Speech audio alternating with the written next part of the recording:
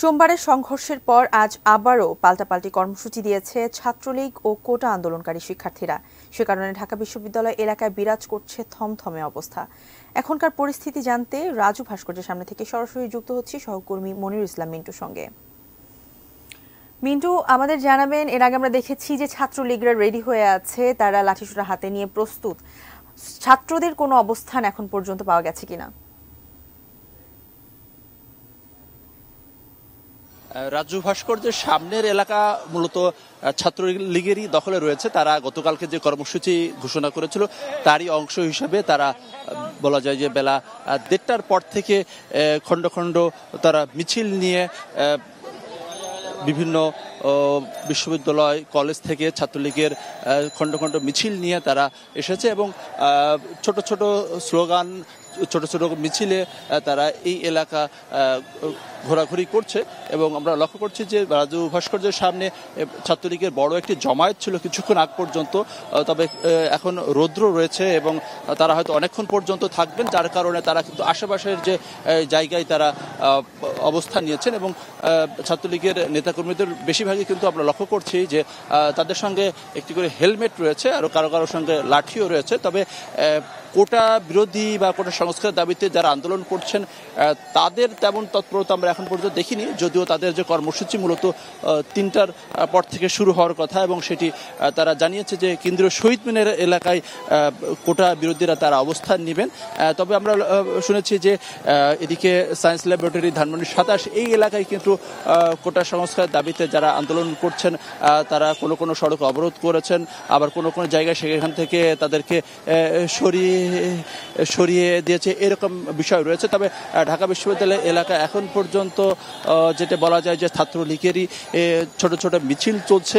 আমরা নিশ্চয়ই কোটা সংস্কার দাবিতে কোনো কর্মসূচি যেটি রয়েছে সেটি তাদের জমায়েত হলে সেটিও আমরা দেখাবো। আমাদের সহকর্মী মনিরুজ্জামান রয়েছে ঢাকার আরেকটি এলাকায়, সেই এলাকার পরিস্থিতি। মনিরুজ্জামান, যদি আপনি কোথায় রয়েছেন এবং সেখানকার পরিস্থিতি যদি দর্শকদেরকে জানান অবরোধ কিংবা আন্দোলন সংগ্রামের।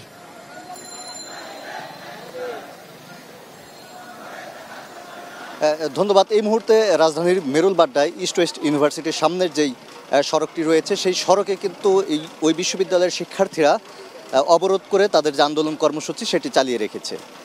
কোটা সংস্কারের মাধ্যমে রাষ্ট্র মেরামতের স্লোগান নিয়ে ইস্ট ওয়েস্ট বিশ্ববিদ্যালয়ের শিক্ষার্থীরা এই মাঠে নেমেছে এবং তারা অন্যান্য বেসরকারি বিশ্ববিদ্যালয়ের শিক্ষার্থী সহ কোটা সংস্কার আন্দোলনে যারা এই আন্দোলন চালিয়ে যাচ্ছেন তাদের প্রতি সংহতি জানিয়েই এই অবস্থান কর্মসূচি পালন করছে। এবং তারা বলছেন যে গতকালকে ঢাকা বিশ্ববিদ্যালয়ে এই কোটা সংস্কারের আন্দোলনে এই আন্দোলনকারীদের উপর যে হামলার ঘটনা ঘটেছে সেই হামলার প্রতিবাদ এবং হামলায় জড়িতদের বিচার দাবি সহ তাদের যে কোটা সংস্কারের এক দফা দাবি, সেই দাবিতে তারা আন্দোলন চালিয়ে যাবেন এবং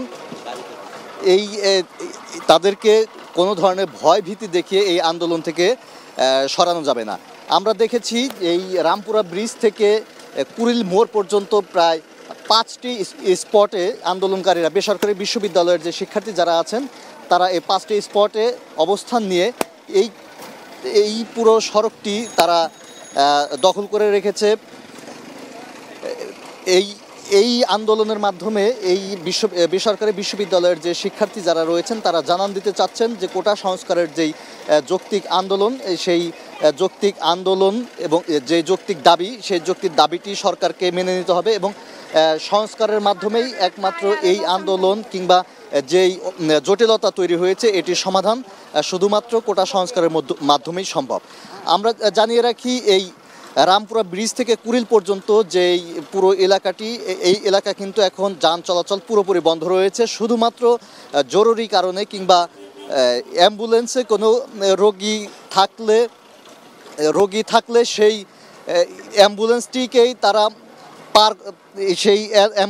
তারা পার করে দেওয়ার জন্য সহযোগিতা করছেন। এছাড়া অন্য যে কোনো ধরনের গণপরিবহন কিংবা ব্যক্তিগত পরিবহন সব বন্ধ রয়েছে, তারা গন্তব্যে যাচ্ছেন হেঁটে। তো এই মুহূর্তে স্বরাষ্ট্রমন্ত্রী আসাদুজ্জামান খান কামাল নিজ কার্যালয়ে ব্রিফিং করছেন, সেখানে আমরা যাব। তার আগে আমরা ফিরে যাচ্ছি এটিএন নিউজের স্টুডিওতে।